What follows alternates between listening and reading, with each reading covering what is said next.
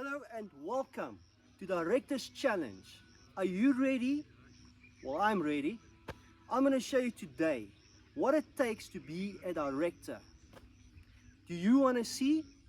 Well, stick around. I've got a judge and I've got you.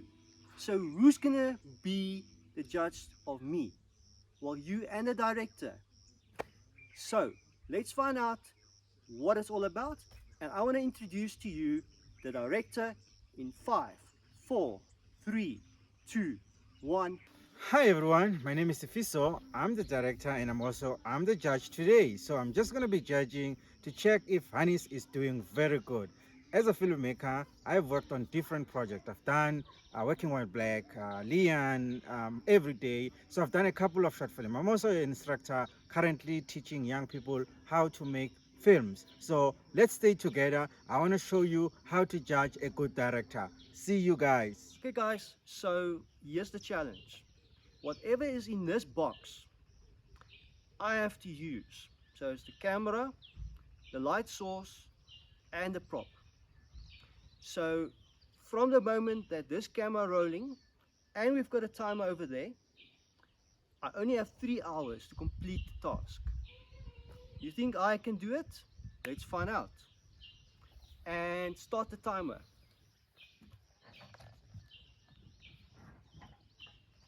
Okay, not the prop. This, people, is my prop. This is a walking stick and I have to use it in some way or some matter. Then, camera wise, I've got a Canon 77D camera here. I've got also the privilege of using other lenses if I want to. And also my light source. My light source will be a very small but very potent light. Right now it doesn't look very bright, but when it comes to the actual sight, it will be wonderful. So let's start.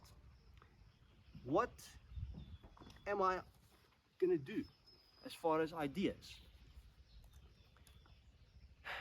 Okay, I've got a walking stick, I've got the camera, my lighting source, and then also I've got this area behind me. I think I should do something like a thing where I walk like I was on a hike, and I enter the building where I need to sleep over because it's going to be dark soon, even though it's still light out, and see what that gets to. All right, let me do some sketching here. So firstly, I have a walking shot, so I'll have myself walk that direction.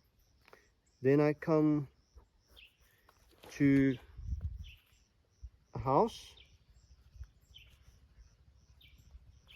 I will enter the house and then set up shop inside the house. So I will have my area here where I need to sit. I know my stick man isn't very good, but I'll set up a spot there where I will sit and then wait out the storm in this shot. So I will also have areas where I think it would be good to have like rain in my editing, but obviously there's no rain now, so I would expect some thunder and rain, and I will wait in the place until the rain has stopped, and then I'll exit again so that I can continue on my hike. So that's the plan. So let's see how it goes. Something that I also need to think about is my clothing. Now, I didn't know what to expect, so I brought a hat. You can use a hat for anything. And I think a different shirt. This dark shirt isn't doing so well in the sun. So let me quickly go and do a change while you wait for me. And Sifiso, if you want to talk to the camera while I'm changing, you're more than welcome. You can explain to the people what it takes to be the director, and I'll be back soon. Awesome. So I'm just gonna be behind the camera, but really, to be a director, you really have to know what you're dealing with, especially when you have a situation like Ghani's situation. He's given a challenge for the first time. He opens a box, he only finds a couple of things in it, and he has to tell a story on that.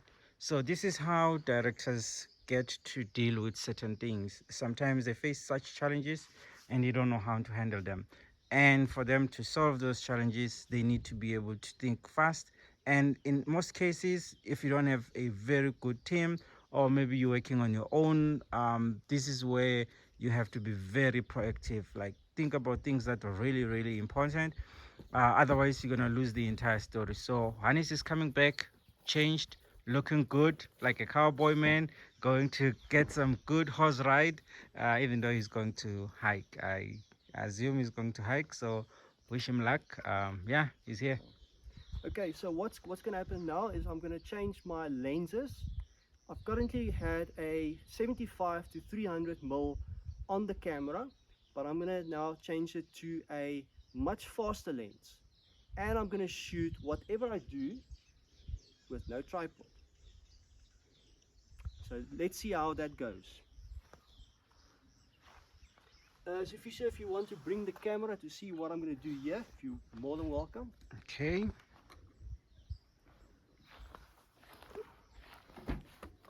Okay, very important when you change lenses, try to keep the dust out.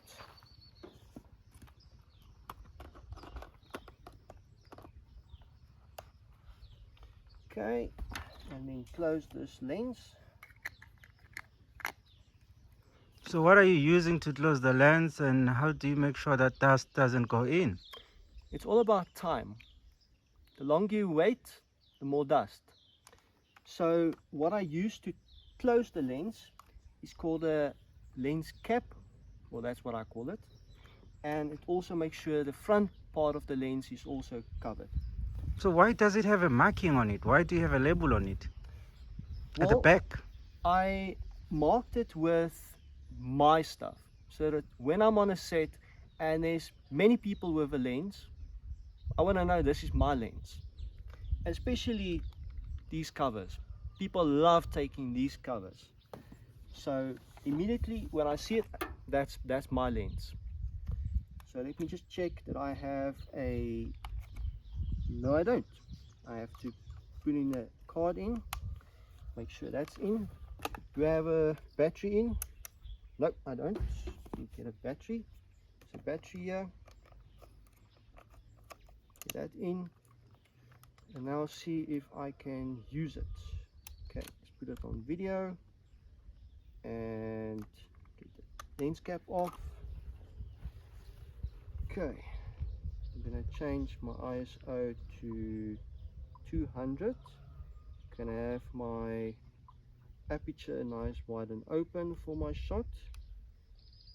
And then I also need to make sure the card is clear because I don't want to get other things on my card.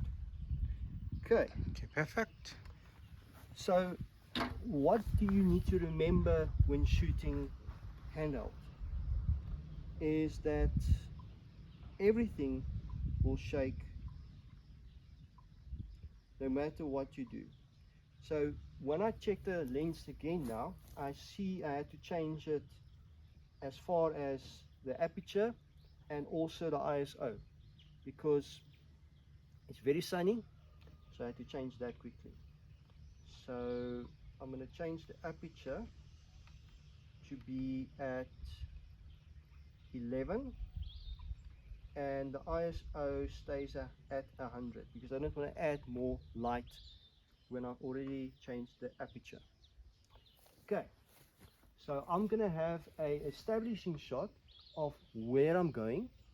Then I will use my box, which I already have here, as my tripod, because in this case I don't have a tripod. So let me close this box, put it up here, set up the shot as good as possible.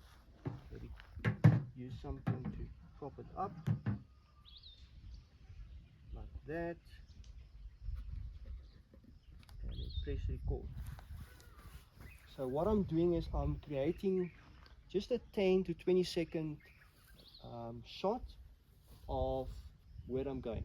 I'm not going to use the sound obviously, because I'm going to have some nice music and birds chirping sound to it, with the slight hint of thunder coming in.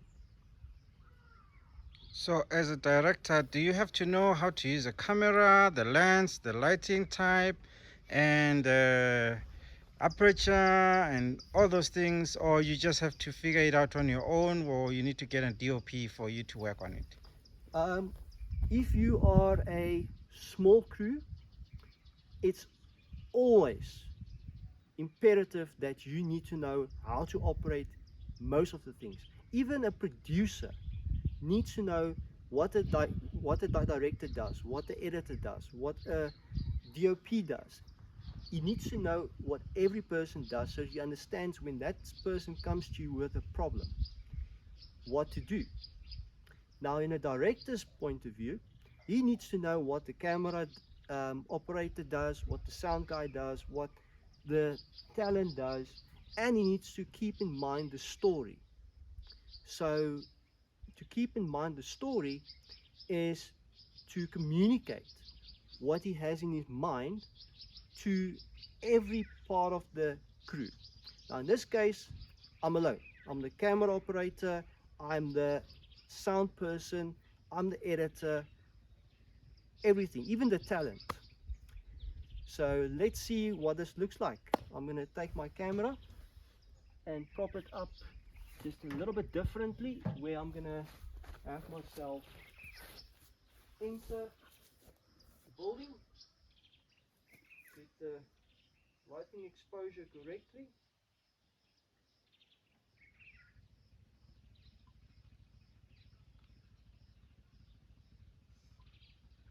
Okay, my aperture is at 9 and my ISO is still at 100.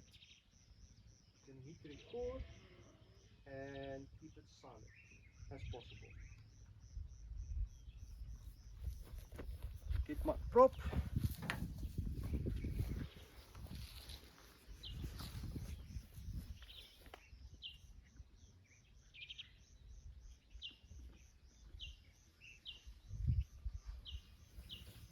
And the camera is already rolling, so let's take it up to here.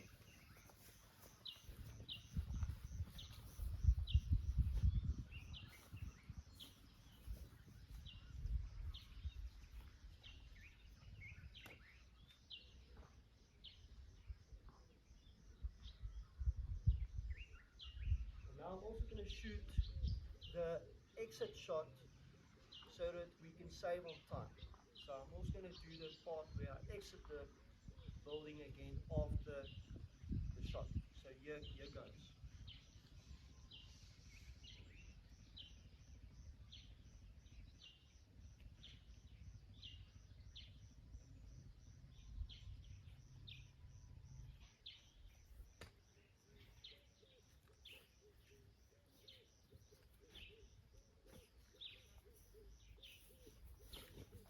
And cut.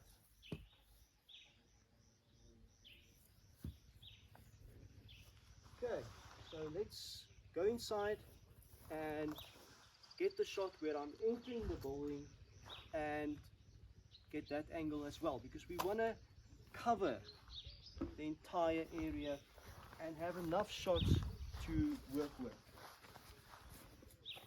Do you need help to move the camera? I'm perfectly fine. Okay. I just needed to make sure my tripod can pass here. Okay.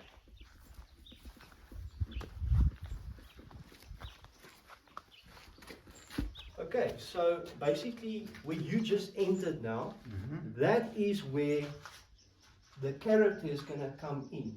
So if you want to, we can set up the tripod anywhere you'd like, just as long as I can get a shot from that side coming in this way.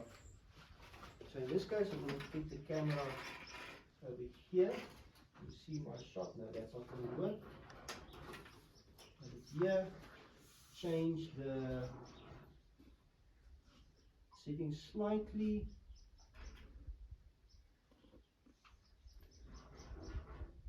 I get myself not when I come in, but not too overly exposed. Okay, I'm going to hit record.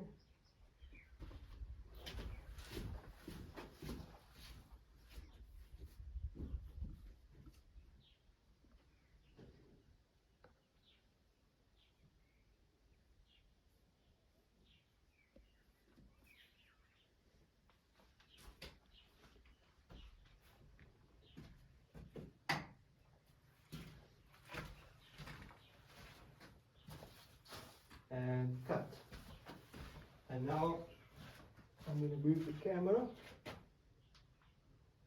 so that I can get a different point where I enter. I want to get a nice low shot.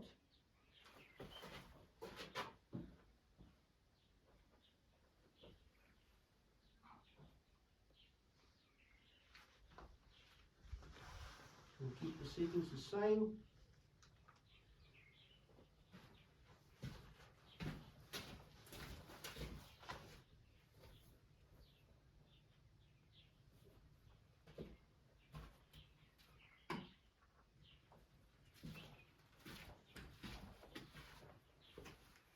And cut it there. Just while you're working on it, is it important for you to make sure you do the same thing over and over again when you're entering the door? Because sometimes you stop, sometimes you just walk past in. Will that affect anything when you work on your project? Or is it not necessary, especially when you do cutaways? In this instance, I would like to get a bit more variance. I do have an establishing shot of me coming in. Whether that be exit or interior, I would like to here get, those little pieces of close-ups. I can pause, but the moment you see the video, you wouldn't tell how many takes I've taken. Nice. As far as the part where it needs to be followed to the letter, as far as this foot goes there, that I've seen comes more into when people have a genre of investigation or crime, where the particular move informs the viewer of what happened in the crime. So to shoot that then would then be very particular when it comes to the shot choice and the particular movement of the character. So in this instance, I came in and I've established that. I came out of the place where there's going to be a storm outside. Right now, I want to get a shot where I am hiding in a spot, getting out of the elements, and I want to get nice and down and low in my shot. So let's get that shot quickly. This video, I guess, will be just a minute long, because let's be realistic. Shooting this can take a lot of time. The coverage of a certain scene can take a lot of time. So let's get that shot quickly where I go and sit on a spot. It's going to be dirty, but when you're in a situation where you need to hide, in reality, you're not going to care about how dirty it is. Let's get that shot. Okay. Again, I want to get a nice low shot. I want to get some things in the foreground. I am going to use this rock as a means of getting my camera up, if possible. Fetch another block here. You see, sometimes you do have to use the stuff in your environment if you are not able to get what you want. So I've got this now, and then I'm going to change my aperture a little bit, get that light that comes in, and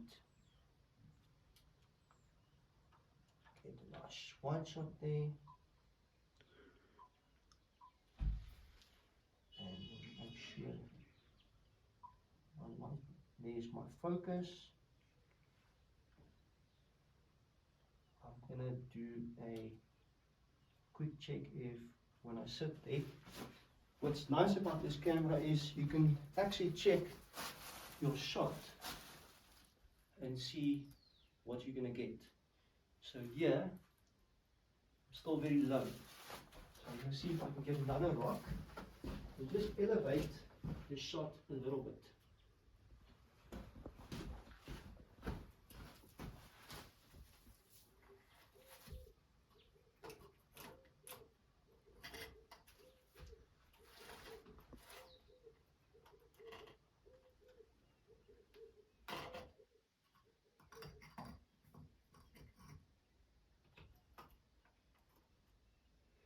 And when you do such setup, how dangerous it is for the camera? Do you fear anything might happen to the camera? Can it fall or something? Or you just want to get the shot? You can always replace a camera if you have the means. In my instance, that camera is my camera that I need to use. If anything happens to it, project's over.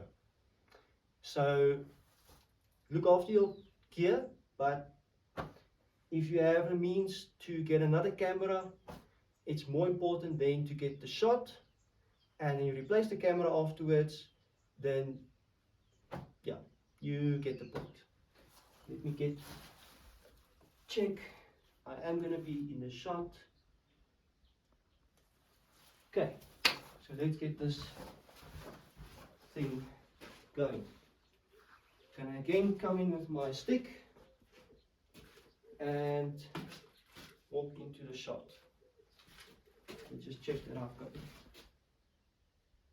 Okay, I've got a view there. Are you recording? And I'm now going to record. What happens if you forgot to record while you're shooting and then the scene is done and you're like, okay, we're done. Then you press, you're like, oh, I was stopping, but it's now start recording. What do you do in a situation like this? Well, you do it again. Ah. Simple. And what if it's a big project and that shot was going to distract a lot of things and it's going to be a lot of cost? So it's always advisable to get you a good DOP who can make sure that the camera operator is able to record on time so that you don't have to lose money, you don't have to lose your job. All good, but you come in. That's correct. All right. Okay, the camera's rolling.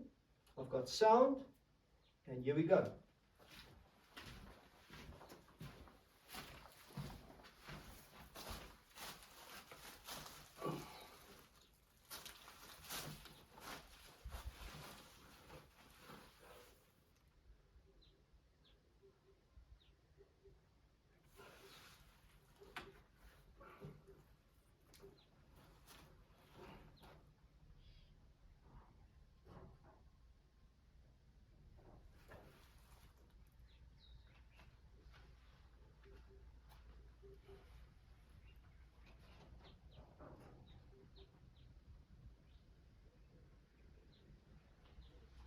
And cut.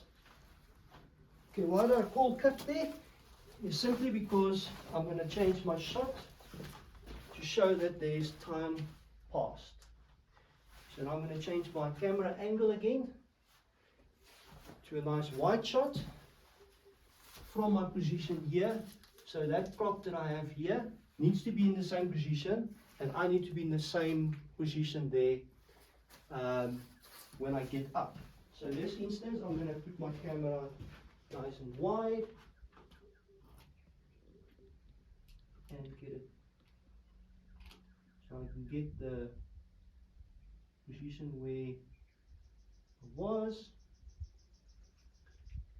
and I'll check if I remove this, because this in the story doesn't exist yet.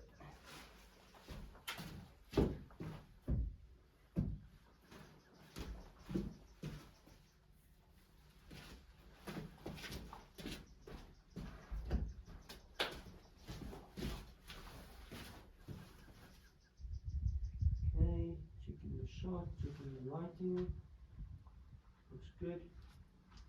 And recording, getting back into my position.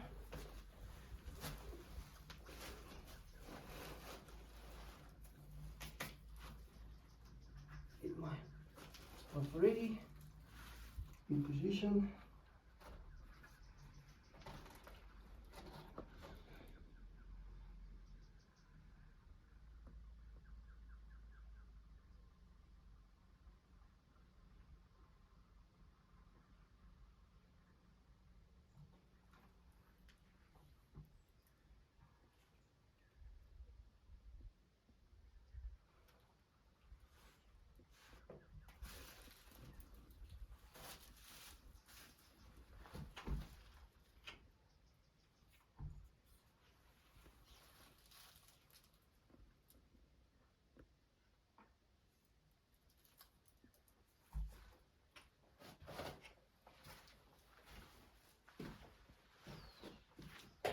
And cut.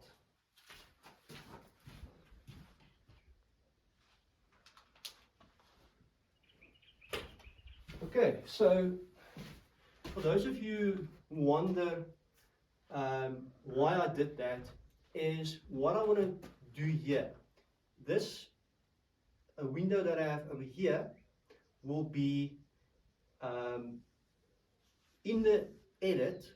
I'm going to have the sound of lightning and rain, so that in that moment where I slip away into sleep, the rain starts and it fades, and the moment I wake up again, the shot has total silence as far as rain and thunder, to indicate that it's not safe to exit again.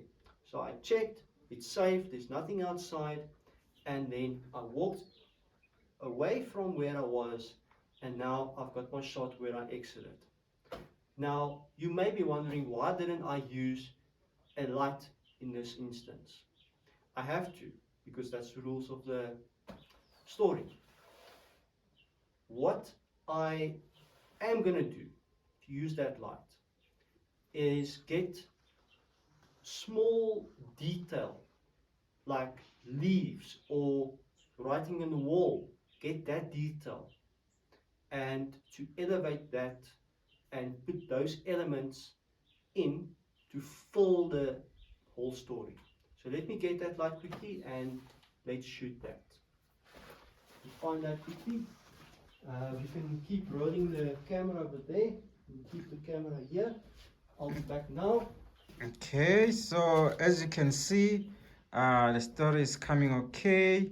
We're 30 minutes in, just under 30 minutes in. It's about 28 minutes. You can see that it takes quite some time, especially when you don't have all the people that you need to get a certain shot.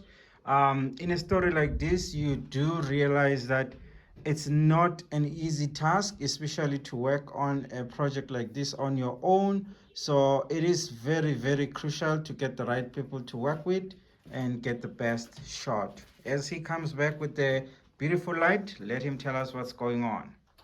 There you have it. So you can see it's a nice bright light. And what's nice about this light, it weighs, I think, 30 grams. Just 30 grams. You can put it in your pocket and shoot. You can hang it on something. You can, if there's metal around, you can stick it onto something metal. It's a very versatile light. I got it as a present, luckily, and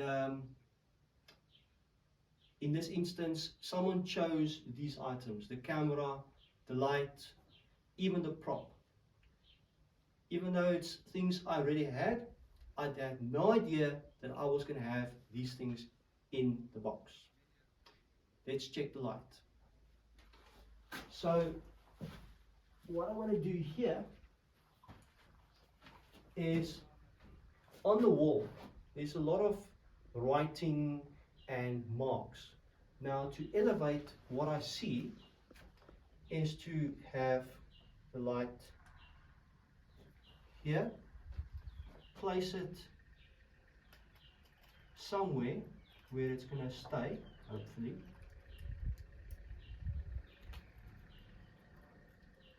And just get some detail that would tell the story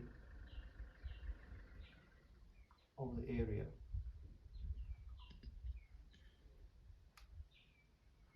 I'm going to put my lens in manual mode because I want to choose what I focus on.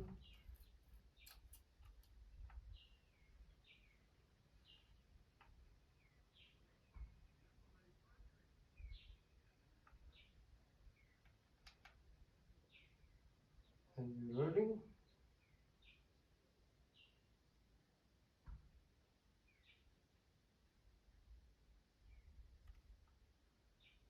So try a different angle.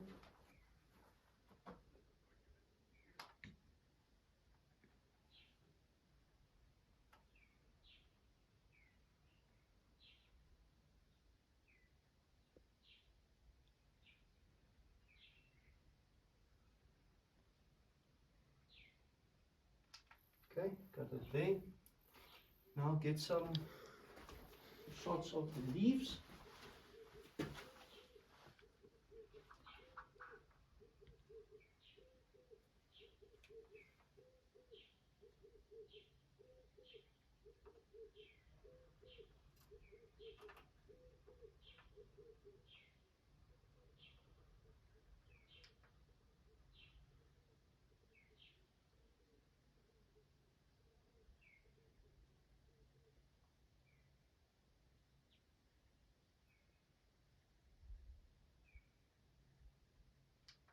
Got it there.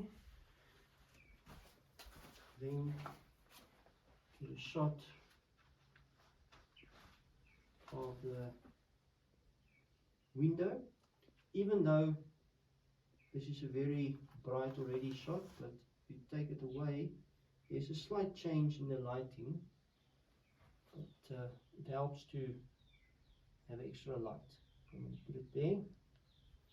So you can see there's the light. Nice small light over here. Can change. You can get that. And the f-stop, or the aperture, a little bit down, and just get some of the elements.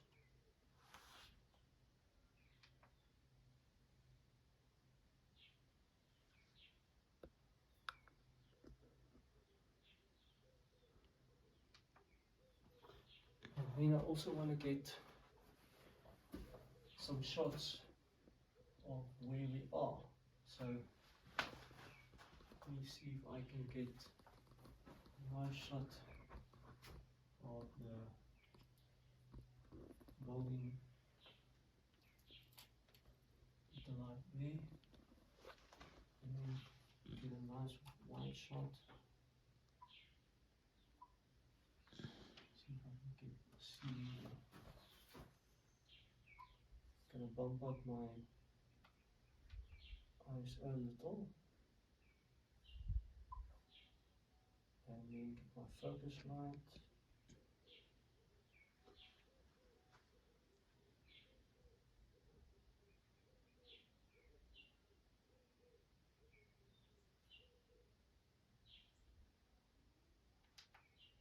Cool.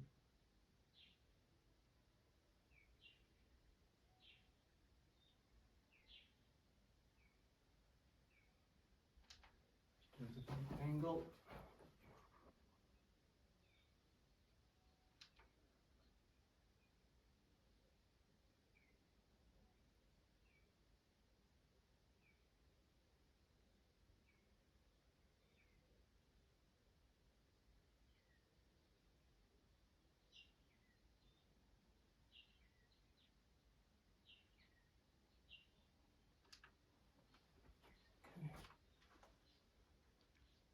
focus there.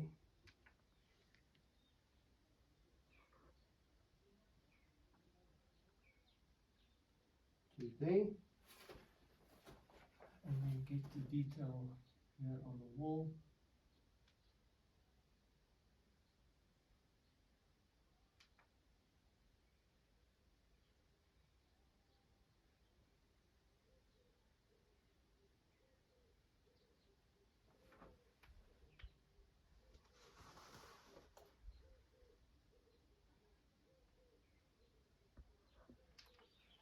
Okay.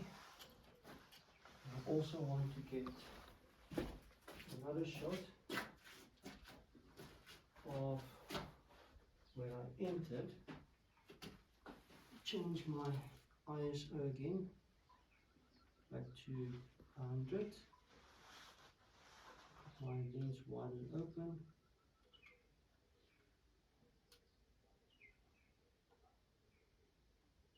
Get a nice shallow depth of field over here.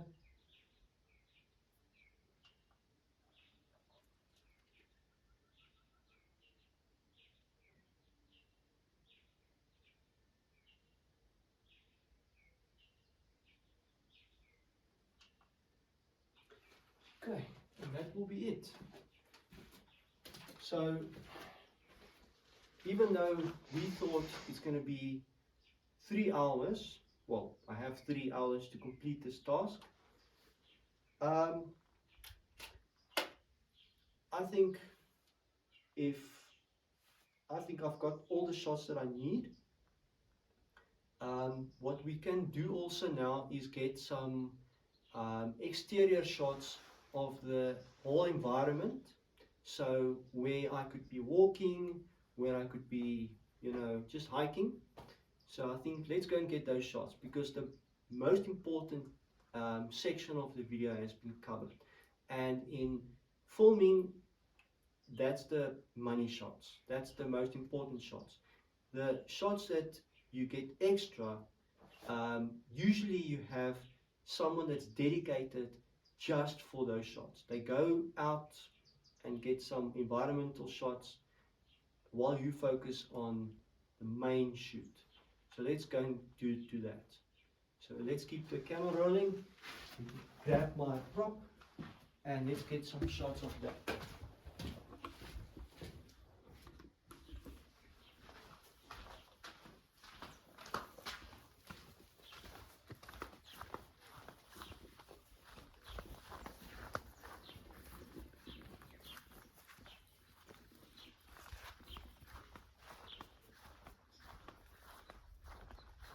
I think when I look at the environment over here, it makes a nice area to get my shots where I walk.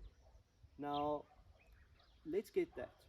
So, let's stop talking and start shooting. Do I follow you or I leave you? You can follow me just up to just after this part where they cut the grass and dumped it here, so that I can get my nice wide shot where I walk in from the rocks in this side. I'm going to set up my camera in a sense of I'm going to have myself walking, get some walking shots in, my feet, and also prop my camera on one of the rocks over here, me walking in and out of shot, just to get some movement in the shots. Sweet. Just something that you need to remember. I am shooting this in the low veld and we've got a lot of snakes here, so I need to always check where I walk for snakes and some other critters. If you don't feel safe in the bush, rather not go there.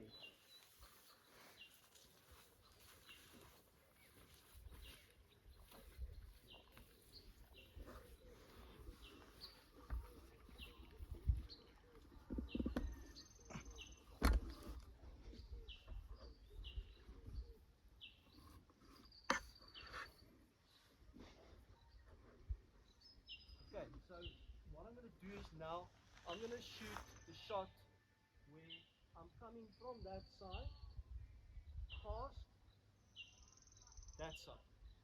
So let's get the camera set up.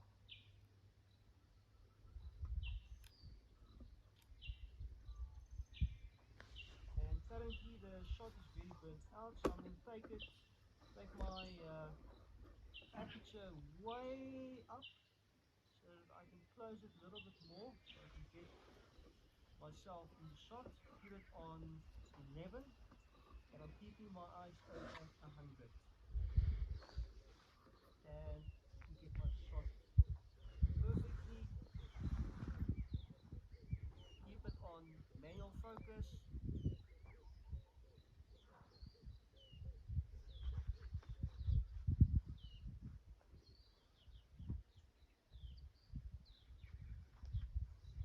Have some of the grass in front of my shot to have some movement in the shot, and start shooting. And I'm going to roll the shot and go.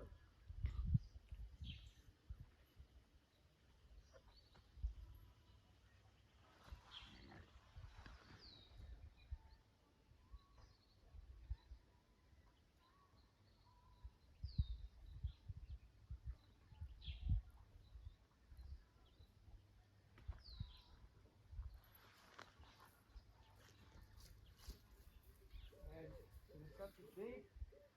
And then I'm going to have a shot where I'm going to move the camera again.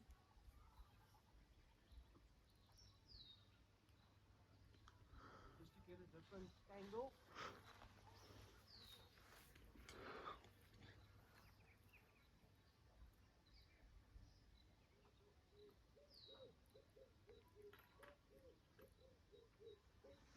I'm changing my ISO again. Not my ISO, my aperture.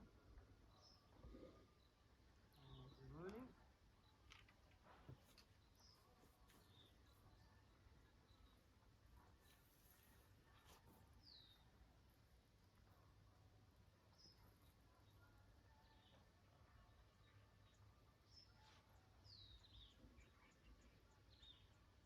And cutting here.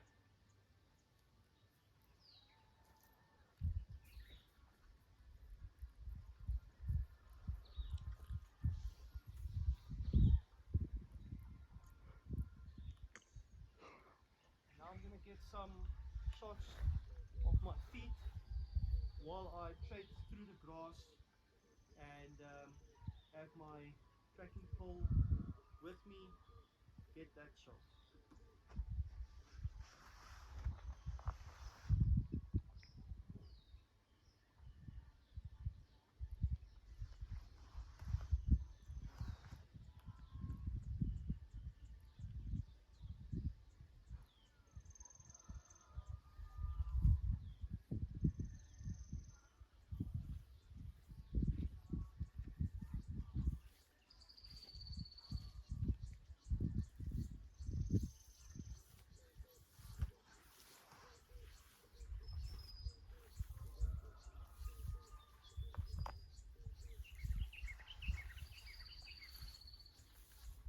And cut it there.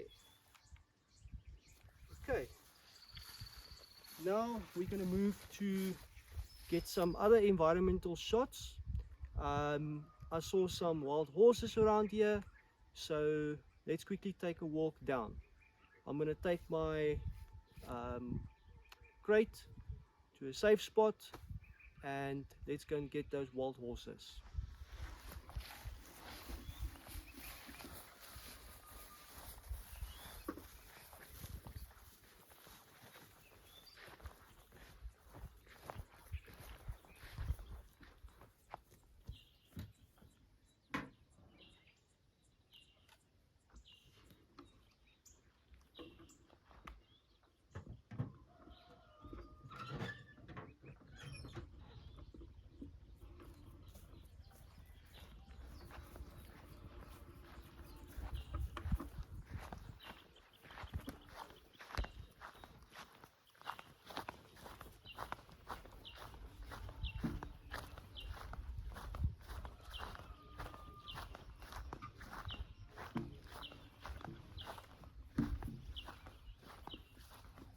nice about this location is I can mostly leave my stuff here. People don't take your stuff, but it's not always the case. So make sure that your stuff is safe. Let's get those wild horses.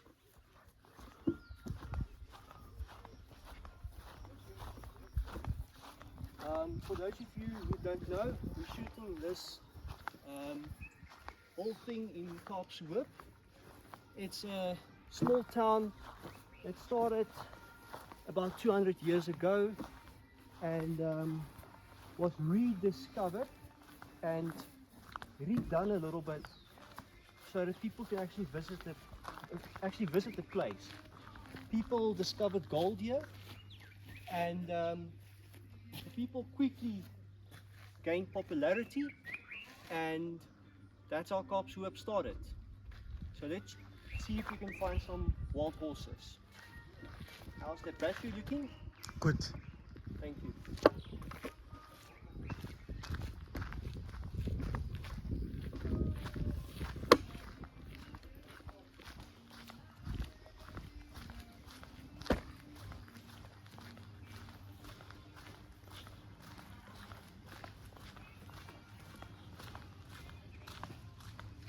On my right is one of the old buildings here, and at this one year it burned down, so it's not 100% original, but this is one of the old buildings here. The building we shot in earlier, just need to give bikes some way to go past.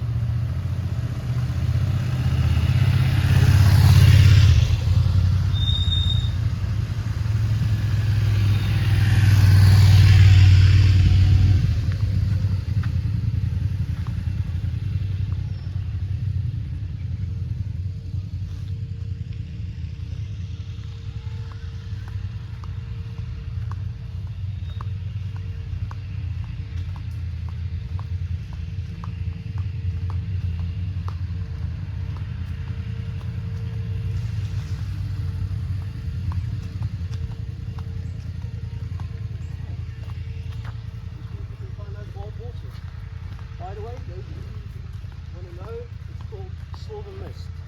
There's a sign. If you want to stay at a really lonely place in Kaapshoop, this is the place.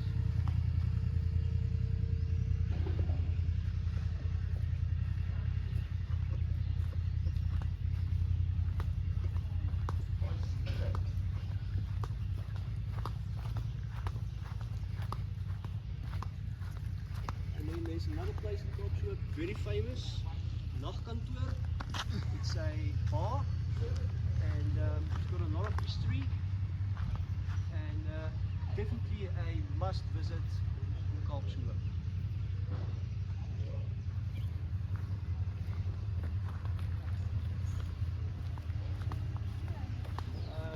When we arrived in Kaapshoop, we saw some wild horses at the entrance. So I don't know if they will be still there, but we've got time. We are currently at 1 hour and 30 minutes in, so I've got another hour and a half to get this shot. Hello.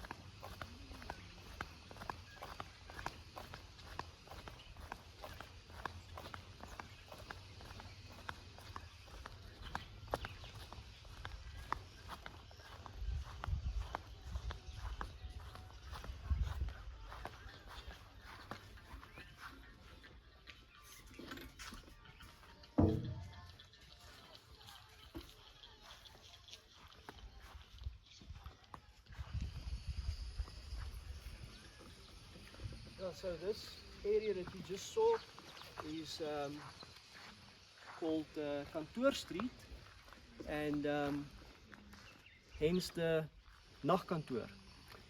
So yeah, we now are going to be in Kruger Street. So we're walking Kruger Street down this side, and yeah, let's have a look. It's going to be a 2 to 3 minute walk, then we will be on the outskirts of Kaapstad. When we get to a certain point in front, you will see a very interesting area where the rocks look very peculiar and weird. But for this area, that's what people want to see. So just to prove that I'm not talking nonsense about the horses, straight down. And there really are wild horses. No one's grooming them, no one's taking care of them. They roam free, and they're really wild. There's another place you can stay at if you in Kaapstad. It's called Kaapstad Gasthuis, Kaapstad Guest House.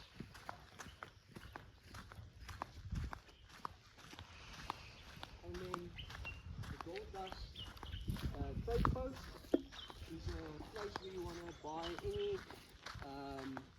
anything, basically from books to clothing to antiques. Place to visit.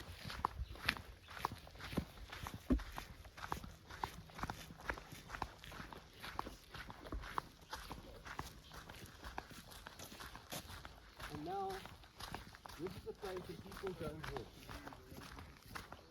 The rock here is very, very interesting. If you look over here, it looks like it was at the bottom of the ocean. It looks like coral reefs, but we are on top of a mountain here. The temperature difference between this place and where I come from, which is Nelspruit, the temperature can differ about 3 degrees from here to Nelspruit. It's cooler here. So it's truly unique. The only place I've seen this rock transformation was on top of Table Mountain in Cape Town, and that was also interesting. I don't know if it was going to be the same, but it's the same. So if you want to see the rock that's like this, and you visit Cape Town, go on top of Table Mountain and you'll see this. So this is more like our own Table Mountain. Correct. Even though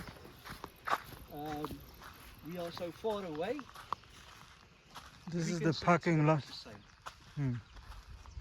Parking lot. So when you come to Kaapstad, you have a designated parking lot to park your car safe and sound. Go do your hiking and come back. You can see there's cameras making sure everyone is safe, your car is safe at all times. Yes. They also have a point where you enter. There's a certain time when the gate gets closed, so you can't just enter. People are very vigilant around here, so you can really feel safe when you're here. There's sometimes live events taking place here. Sometimes film crews come to film here. People from all over the world want to see Kaapstad. So they come here, see the place. Even people that's in the biking community, like motorcycles, they always make a point of visiting Kaapstad.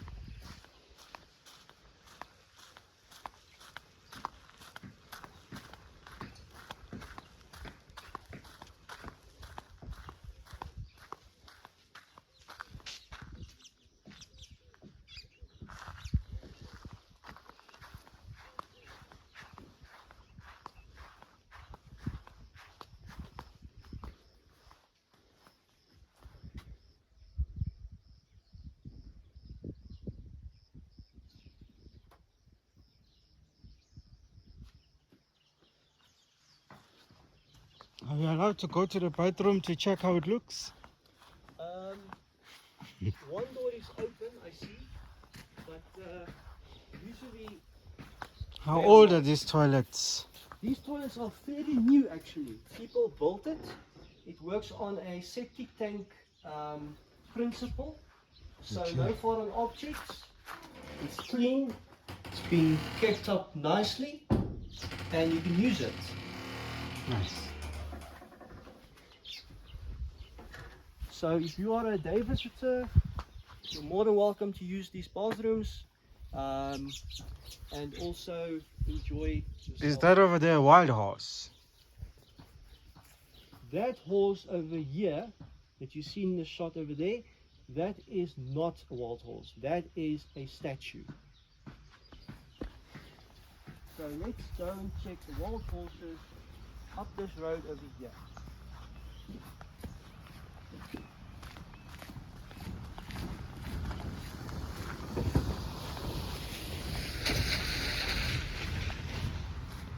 Something to remember when you visit Kaapstad, please keep to the speed limit, please keep to the road rules, they still apply. If it says 15 kilometers per hour, you stay to 15 kilometers per hour. To keep you safe, to keep the roads in good condition, and there's kids running around here, people riding their bicycles, so it's just for safety. And I do not have the exact numbers, but I think there's around 200 houses in Kaapstad that people stay here, and yeah. So the place on my right is called Salvador, and the place that you see now, that's a private residence.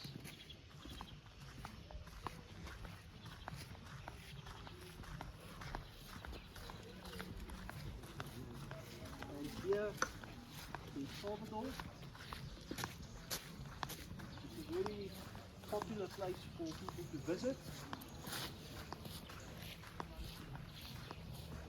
There's small shops as well, just next to the bar.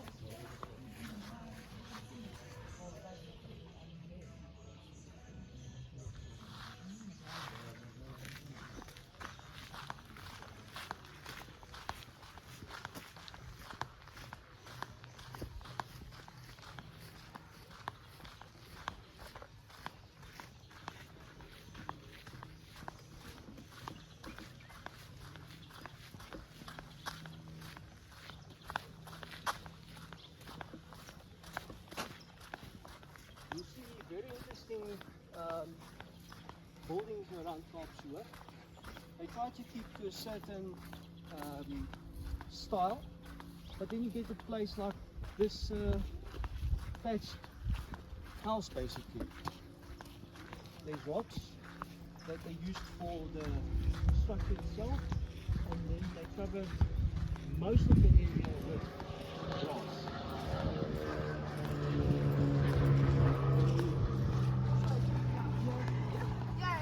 Bohemian, not Bohemian Rhapsody, Bohemian through Ever.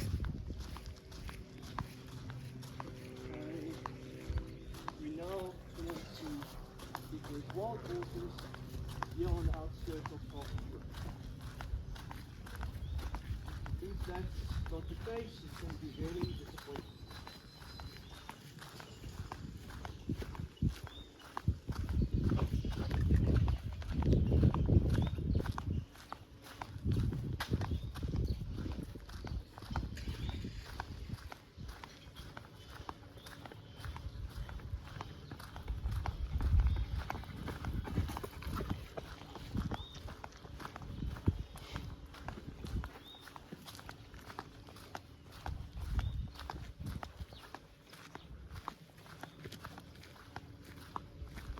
All the horses are gone. Unfortunately.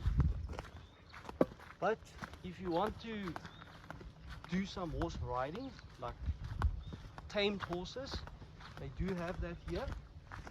You get to this T-junction, you exit the town, you just turn right, just 200 meters down, and turn left again. Follow the road, and you'll find the place where you can ride horses in nature and enjoy that. So basically, this area is one of my most favorite places, and I would come here every week if I had the means. So you also do get the blue swallow. Please don't hold me to it, but you do get the swallows over here, which is really unique. And also it's under conservation, because you do get some cranes, the blue crane. So blue swallow, blue crane, and you've got cars passing here most of the time, trucks that does the felling of trees, the trees for sappy.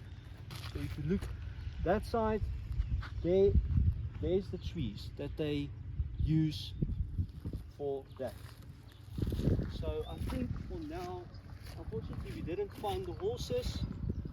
So let's head back and see what else we can get.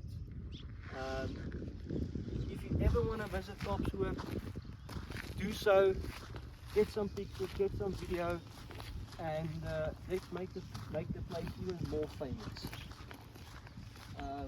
A lot of writers, actors, actresses, normal artists, they come to Kaapshoek to get a bit more Afrikaans word rustig or quiet, get some rest in. So definitely a special place to visit. And this is what I meant by it's being protected. People really take care of this place and try to make this place a good place again and take care of the road. Everything you see here is self-funded, you see the mining community, they like the place, they visit the place a lot. And there's another place that you can stay at and enjoy the place. This is a prime place to stay at. Just check the views.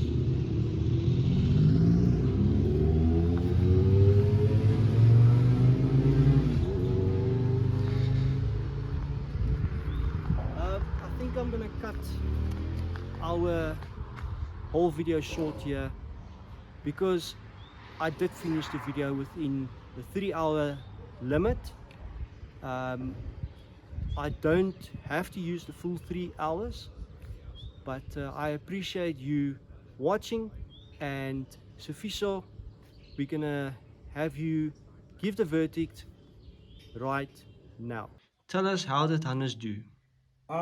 So basically, from the point of the project, by looking at it, I think Hannes was able to demonstrate how the project can be executed with little things. I think if you understand the plan that you draw from scratch, you are able to execute. And what he was able to do was to give us an idea on how he's going to do it. And with that being done, it allowed him to execute every step of the production from one stage to another, even though he was doing it all by himself, being the director and also being the actor at the same time. But his demonstration, based on the written draft of his storyboard and based also on the things that he got, he was able to showcase. I think most people get challenges on that. When you get props on your storyline, you need to be able to use them, you need to show them, you need to show that they are there for a reason. If you're doing a story about hiking, you definitely need to have a hiking stick. You also need to have a hat to make sure that you don't burn yourself. So he was able to demonstrate that, and he was able to show the usage of the hat. When he was sleeping, he was able to use the hat to close his face so that he can get like a very good dark peaceful sleep. And also when he was hiking, he was showing and demonstrating that he was using his sticks to protect himself from tripping and all the stuff. So those are the things that are very critical, especially as a filmmaker. You need to be able to demonstrate that. And if you are not able to demonstrate that, it's difficult for you to even grow as a filmmaker on that. And when he was taking us through the road and showing us exactly the entire space where he is doing his project and how does his take shooting and using every piece of any piece of information that he can get to put up together. For example, he used rocks and bricks to put things together to set up his projector and allowing himself to be as creative as possible. And remember, there's no dialogue in it, and the story is very clear. Someone was hiking and rain started, he jumps in, he gets into a house and he sits down, rain is over, he goes out and he continues with hike. So really, those are the most important thing as a filmmaker you need to be able to demonstrate, and as a director you need to demonstrate. Think about it, when you have a lot of people on set and you have to work with them, you need to be able to give that instruction. And during his presentation, he was able to show that this is what I was doing, the lens he was going to use, the aperture he's going to choose, and the time that he's going to use to get the work done. That's very important. And choosing the right camera to do his work, and also knowing how to use the right light. And sometimes it's difficult to understand some of the basics of the filmmaking, but if you understand the basics, it's easy for you to execute. And that goes to the point that says you can't be a filmmaker and work with people who doesn't understand everything that you're working with. And I think he did very well. Thank you.